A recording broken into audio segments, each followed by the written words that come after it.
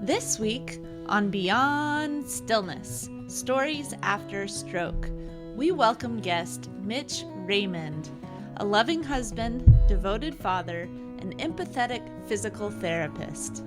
Mitch was born with a brain tumor, which resulted in a life-changing stroke at the age of 6. He reflects on his experiences living with disabilities as a child and the transformative moments that helped him redefine the word special, ultimately inspiring direction in his life. Thank you for joining us for Part 1, Mitch Raymond's story.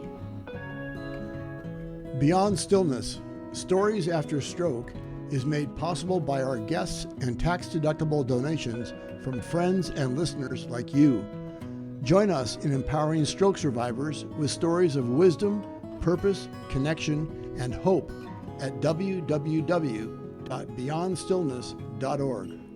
Hello and welcome to Beyond Stillness, Stories After Stroke. Stroke offers a powerful, life-changing shift in perspective. Each colorful memory creates a parable for life's greater teachings, a compass for journeys ahead, and inspired wisdom for unique growth. Beyond Stillness offers a moment of pause for storytelling and reflection. Ultimately, we offer a welcoming environment that reveres the moment beyond stroke's paralysis. Still moments unite humanity and divinity. I'm your host, Molly Bucola.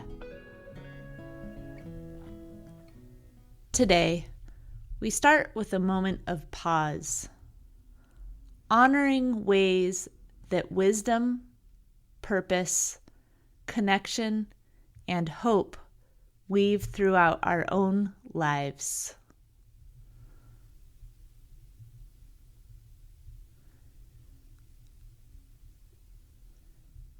And we give thanks. Now, Mitch Raymond's story. I was born with a benign brain tumor and had seizures that progressively got worse as I got older. By the time I was 5, the tumor grew to the size of a golf ball and had made itself one with my left middle cerebral artery. On a regular basis, I would go into a trance while playing. Then I'd walk toward my mother, sit in her lap, stand by her side, or walk in circles for a minute or two. She would frantically try to get me to respond, but I could not answer, or if I did, it would be an incoherent babble. Then I'd walk toward the bathroom, vomit, and collapse. The doctor said I was allergic to milk. Right. It turned out to be a tumor that needed to be surgically extruded. During surgery, my left middle cerebral artery hemorrhaged and I suffered a stroke. That was January 17th, 1989. I was only 6 years old. When I exited the operating room, I don't remember this, mind you, I stared up at the surgeon who had just saved my life and said, "I hate you." Maybe at that point I knew how difficult my next decade would be. He smiled at my parents and said, "No big deal. I get that all the time." He was a great doctor with a good sense of humor.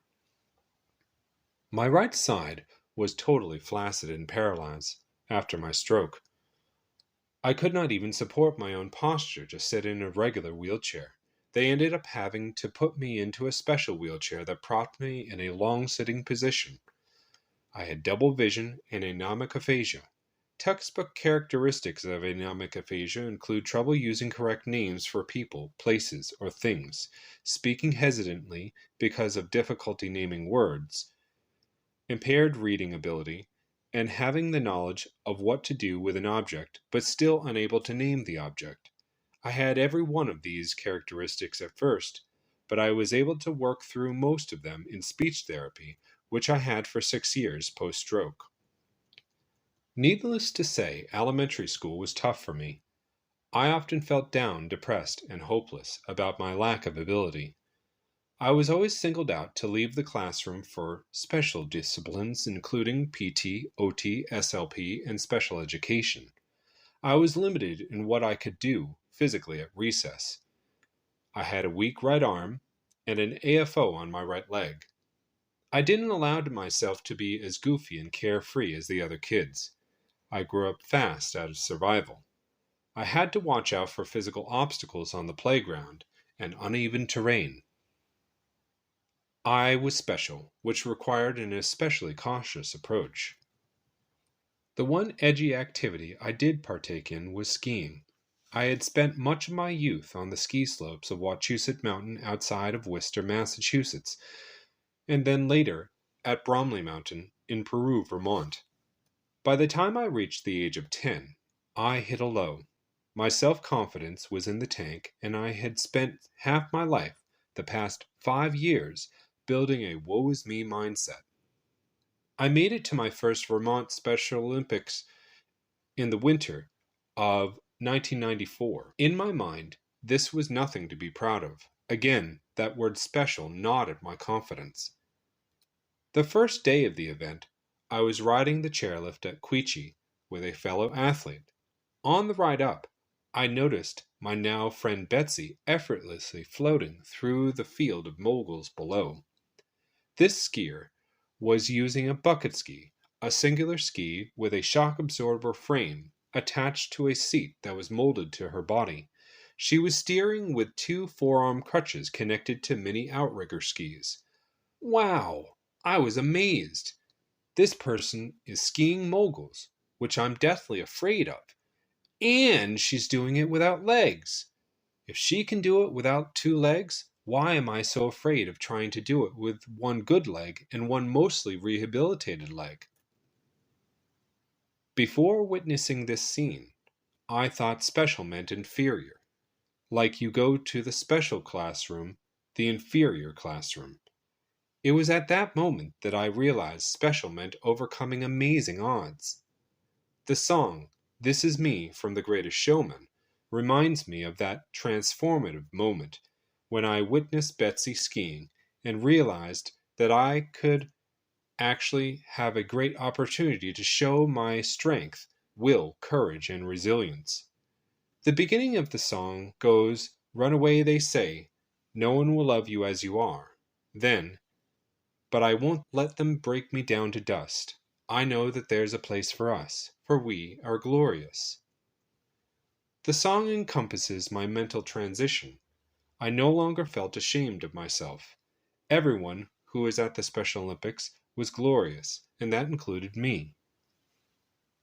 That was the moment. I was special. I was ready to overcome the odds.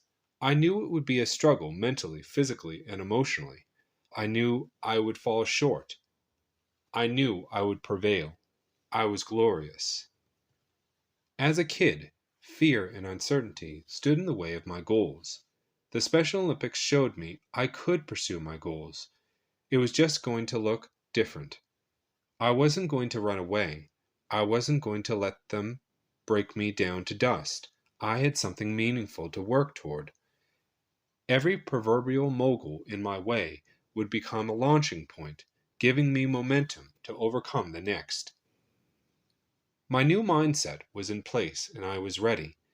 I wouldn't have been able to do it unless I learned to embrace the struggle while keeping my eye on a meaningful goal. That can look different at various stages of recovery and at any age. My friend Betsy changed my life. Her tenacity flipped the switch for me. After that day, I began to embrace the word special. I continued to participate in the Special Olympics for 4 years. Then later, signed up as a coach to share this passion with others.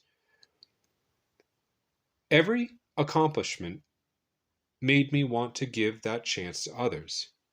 If I could do it, they could do it too. I went on to be a ski instructor. Within that year, I worked toward and achieved the PSIA Level 1 ski instructor certification at age 17, then signed up to attend the ProJan ski program at Killington, where I studied under high-level ski instructors. A few years later, I enrolled at Boston University for 1 semester of aerospace engineering and then 1 semester of astrophysics.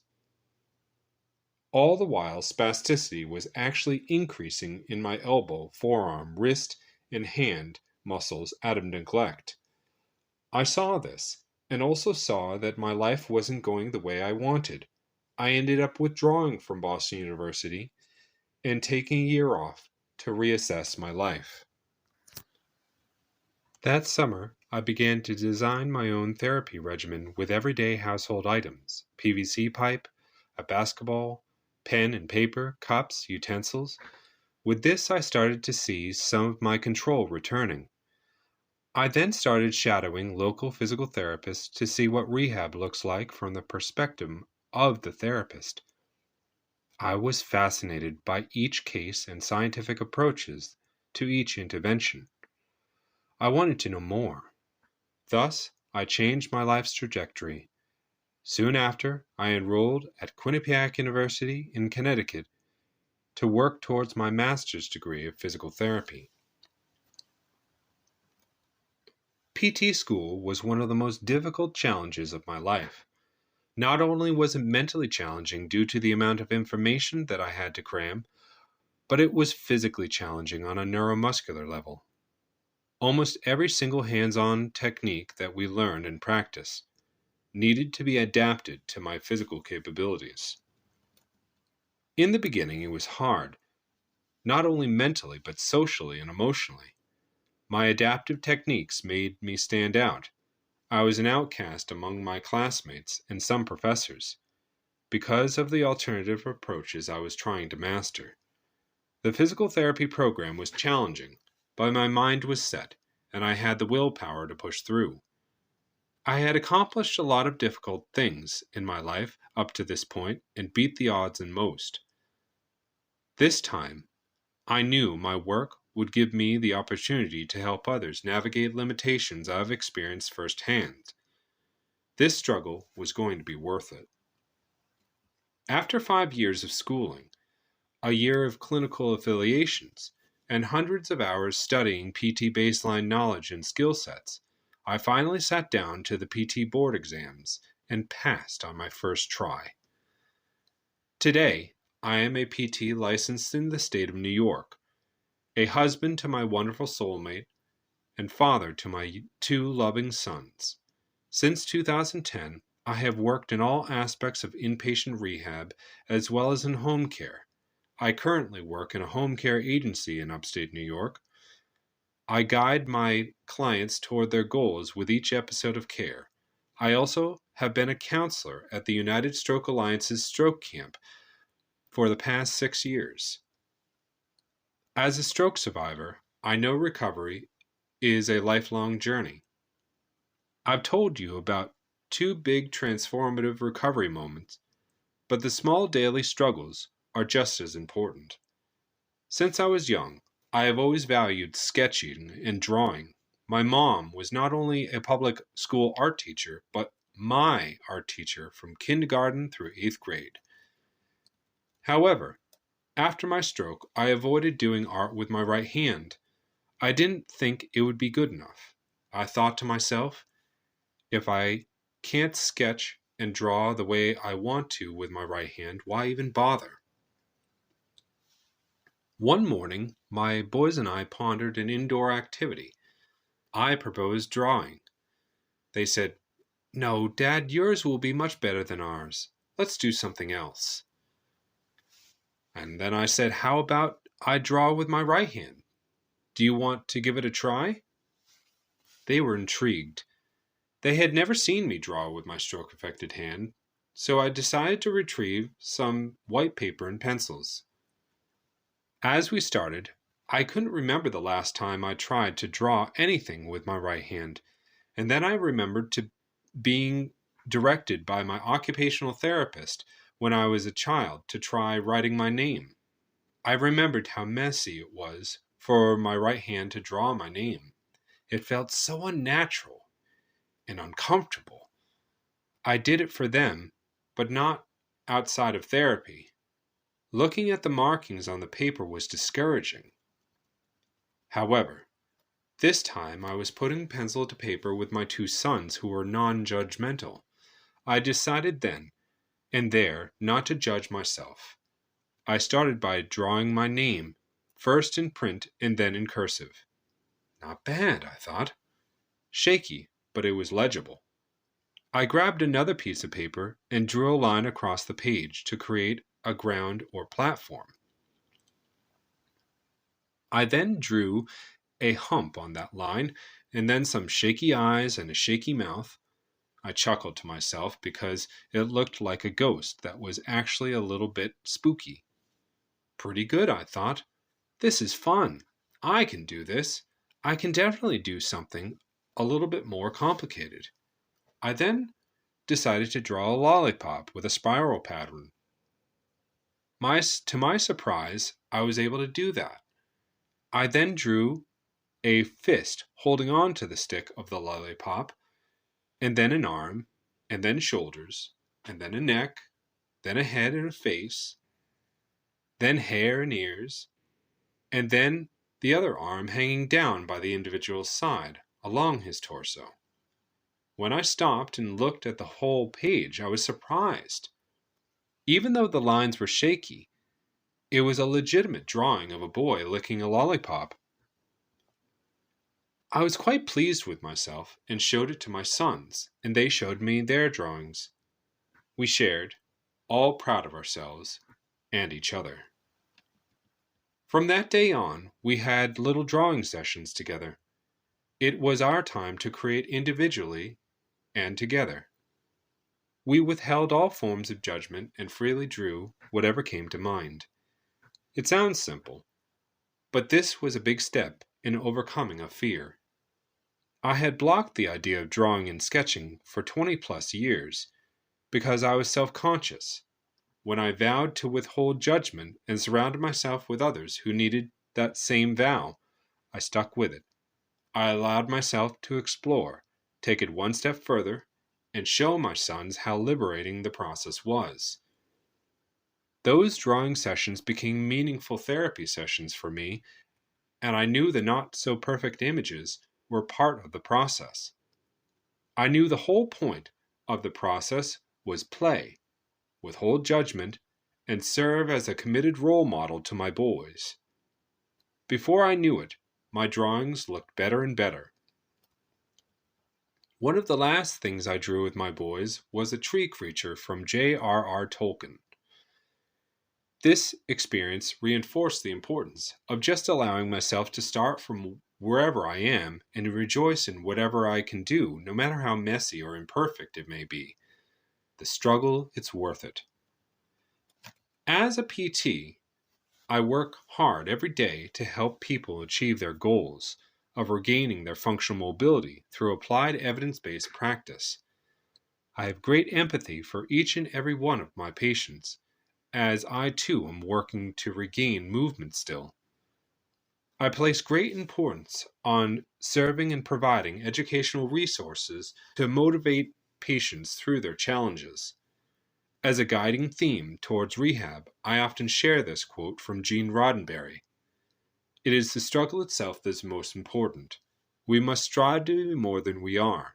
It does not matter if we ever reach our ultimate goals. The effort yields its own rewards. Stroke survivors and people with disabilities live with many challenges. Mental, physical, and emotional struggles are a part of each of our journeys. Through my own experience, I have learned the value of directing my passions toward tasks, goals, and objectives that I consider meaningful. When striving for ultimate goals, I find that it is essential to set smaller, achievable goals in the process in order to build up to what I want to achieve. I have also learned that this cannot be done without surrounding myself with supportive, loving people who understand my struggle and who can support me in my ambitions. Adaptations and consistent practice are also vital to progress when dealing with limitations. I believe that all people with disabilities are special because we have to find unique approaches to overcoming great odds. My hope for you, fellow stroke survivors, is that you will achieve your goals and in doing so, inspire others to achieve theirs. Storytelling empowers us to share our experiences in a way that invites others to reflect on their own. In closing, we offer reflection questions as an opportunity to spark dialogue with yourself, friends, family, or fellow stroke survivors. I will read questions aloud, and you can also find them written in the podcast episode description. Now, community conversation prompts. How have you overcome significant challenges? What difficult life experience have you drawn upon to support or empower others? How do you do so? Again, these are questions to ask yourself, friends, family, or fellow stroke survivors. Welcome curiosity and create community. Thank you for listening to Part 1, Mitch Raymond's story. Stick with us for Part 2, Mitch Raymond's interview. Beyond Stillness, Stories After Stroke is made possible by our guests and tax-deductible donations from friends and listeners like you. Join us in empowering stroke survivors with stories of wisdom, purpose, connection, and hope at www.beyondstillness.org. Another way to support is to like, share, or subscribe to our weekly show. Each colorful memory creates a parable for life's greater teachings, a compass for journeys ahead, and inspired wisdom for unique growth. Thank you for joining us for this episode of Beyond Stillness, Stories After Stroke. Mitch shared his remarkable journey from adversity to empowerment. His story reminds us that the challenges we face can lead to profound personal growth and a deeper understanding of what it truly means to be special. If Mitch's experiences resonated with you, consider how your own challenges can inspire and uplift others. Stay tuned for more stories to celebrate resilience and the power of human spirit. Remember, as part of the stroke community, you are more than supportive. You are inspirational. If this episode resonated with you, please share it with others and consider donating to Beyond Stillness, Stories After Stroke. If you are part of the stroke community and have a story you'd like to share on the show, please contact us. Email molly@beyondstillness.org.